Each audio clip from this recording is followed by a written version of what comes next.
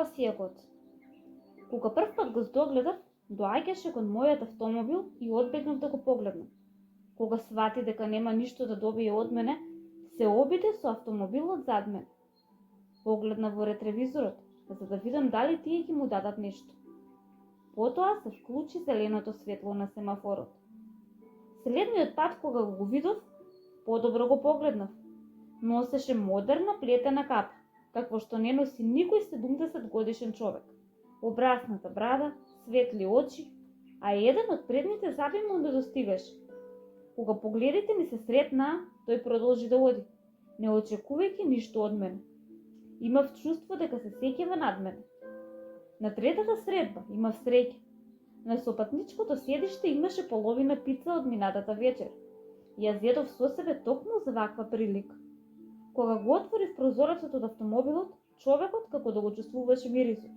Му ја подадов затворената кутија и тоа беше тоа. Неговото лице веднаш се озари, се насмевна и како да беше преобразен. Како временска машина да го врати 30 години во минатото и како да ме зеде со себе. Таков сјај се гледа на филмовите, кога нешто волшебно се случува. Но ова не беше визуелен ефект. Ова беше вистинско и го обзеде целото мое битие. Следниот пат кога најдов на него, од него не добив чувство дека очекува нешто, а тоа ми се допадна. Ми се насмевна оддалеку, љубезно и исто како минатиот пат. Потоа се сетив дека носам банани. Му кимнав со главата и тој на брзина доеде. Му понудив банана. Тој широко се насмевна, на негов својствен начин. Како да ми се заблагодаруваше што се грижам здраво да се храни. Сега сме пријатели. Кога застанувам пред знакот стоп во близина на моето соседство, го барам. Кога носам храна му ја давам.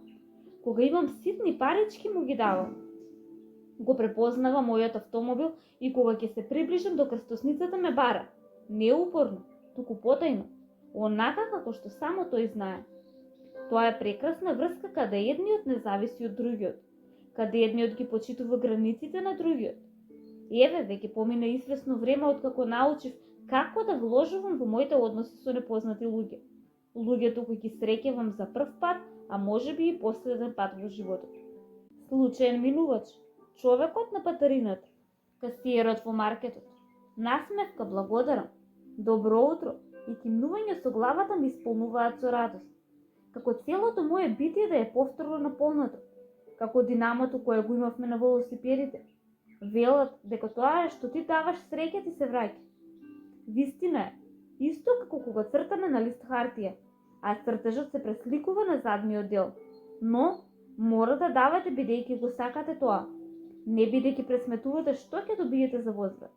Ако не давате, сликата која ја цртате нема да има свој одраз. Поголема слика е совршено салдо. Влогот и добивката секогаш се порамнуваат. Исто како те сметките за кои учевме на факултет, каде што влогот е еднаков на добивката. Единствената разлика е дека никогаш не знаете кога завршува фискалната година, но во секој случај не треба да ви биде важно.